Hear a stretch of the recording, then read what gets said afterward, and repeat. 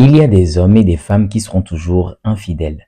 Quelle que soit la situation, l'endroit, la personne avec laquelle vous les mettez, c'est des personnes qui vont toujours tromper. Il y a des personnes qui trouvent vraiment du sens dans le fait d'être infidèle. C'est vrai que j'ai dit par le passé que la fidélité résulte d'un choix, c'est-à-dire c'est une décision que quelqu'un prend pour lui-même, d'accord, d'être fidèle. Ça c'est vrai. D'accord?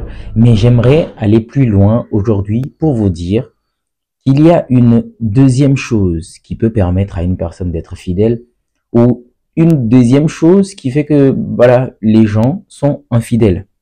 Je m'en vais le résumer aussi simplement. Si vous êtes quelqu'un qui n'a d'attirance pour les autres que sur une base physique, vous allez toujours tromper. Pourquoi? Parce que si l'attirance, elle est que physique, elle est que charnelle, bah, vous allez toujours trouver des personnes mieux ou meilleures. D'accord? En termes de forme, de courbe, de taille, de teint, si vous êtes quelqu'un qui est attiré que par ces choses, bah, il y en a tellement, que ce soit dans votre quartier, dans votre ville, dans votre pays, dans votre continent. Si vous avez l'opportunité de voyager, d'aller vers d'autres horizons, vous allez toujours trouver de meilleurs profils. Et vous allez toujours être attiré par cela. Et donc, conclusion, vous allez être infidèle, vous allez tromper.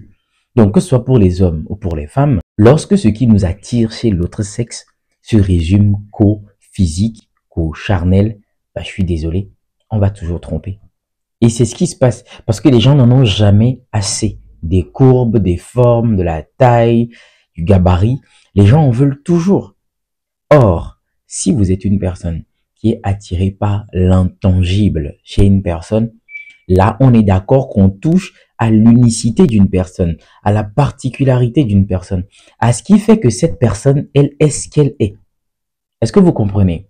Ça veut dire, si vous prenez quelqu'un comme moi, on est d'accord que vous n'allez pas trouver une deuxième personne comme moi, avec les mêmes réflexes, le même niveau de conscience, avec ce côté intangible que j'ai, il y a des chances que vous ne trouvez pas quelqu'un comme moi.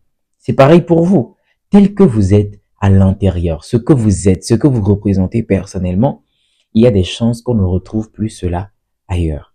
Parce que nous sommes tous uniques. Donc, lorsque les gens ne regardent que la carrosserie, c'est normal qu'ils soient attirés par tout et n'importe quoi, ou par tout le monde. Il suffit que la personne a de très belles courbes, une très bonne taille, très bon teint, beauté physique, et on veut cette personne-là. Et une fois qu'on fait, on va en intimité avec cette personne, et ben voilà, on a encore d'autres personnes parce qu'on a assouvi là un désir qui nous brûlait et maintenant tout redescend. Donc là, les humains c'est comme ça. Une fois qu'ils ont possédé la chose, bah voilà, ils n'en veulent plus, ils n'en ont plus tellement envie, c'est plus excitant. Ils veulent de nouvelles expériences. Or, lorsqu'on est séduit par l'esprit d'une personne, par la conscience d'une personne, on ne peut pas se permettre de faire certaines choses.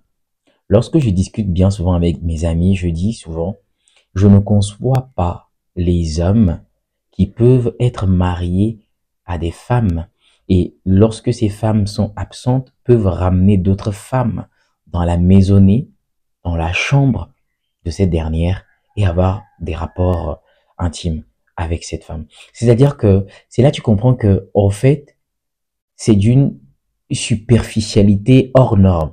C'est-à-dire, on voit juste l'autre comme un outil. Voilà. Il n'y a pas de respect pour soi et pour l'autre. Il n'y a pas de respect pour l'absence de l'autre. Parce que si c'était le cas, on ne peut pas se permettre d'être avec quelqu'un, d'être avec une personne et ramener d'autres personnes, violer l'intimité, votre intimité d'abord et l'intimité de l'autre. Ça veut dire qu'on n'a aucun respect pour les autres. Donc vous comprenez que cette histoire de fidélité, ça va bien plus loin. En plus du fait que c'est la personne elle-même qui le décide, c'est un choix de rester fidèle, mais il y a aussi cet aspect où les personnes qui sont séduites par le charnel, le physique, ces personnes-là, elles trouveront toujours mieux. Elles trouveront toujours mieux. Parce que quand on parle de physique, bah voilà quoi, il y a toujours mieux. Il y a toujours mieux. Mais ce qui vous retient chez une personne, ce qui vous capte chez une personne, c'est peut-être le degré de conscience de la personne. c'est peut-être l'esprit de la personne. C'est ça, en fait. Et ça, on ne le trouve pas chez n'importe qui. Donc, cela va faire que si j'aime une personne, parce que j'aime le niveau de conscience de cette personne, lorsque je vais me mettre avec quelqu'un et que je vais voir que cette personne-là, vraiment, je ne match pas, je n'arrive pas à connecter avec elle, je n'aurai pas d'attirance pour elle. C'est comme ça, en fait. J'ai de l'attirance pour les gens parce qu'ils ont un esprit raffiné, parce qu'ils ont des choses qui, waouh. C'est ça, en fait. Donc, si vous comprenez cela, vous comprenez aussi les personnes qui sont infidèles, qui fourrent à tout va. Prenez juste des exemples, prenez des gens autour de vous. Je peux vous rassurer que vous n'allez jamais voir un homme, une femme qui multiplie les expériences sexuelles avec différents partenaires être une personne qui soit profonde en conscience. Ce n'est pas possible. Je dis ce n'est pas possible. Même si cette personne vous le dit, bah mais moi je suis quelqu'un de très conscient, moi je suis consciencieux, c'est faux. Une personne qui est profonde, une personne qui est consciencieuse, c'est une personne qui se pose beaucoup de questions, qui réfléchit beaucoup, qui est énormément à l'intérieur. Et elle sait comment fonctionnent les rapports, parce que c'est une question de connexion. Quand quelqu'un est en conscience, ce qu'il veut, c'est des connexions.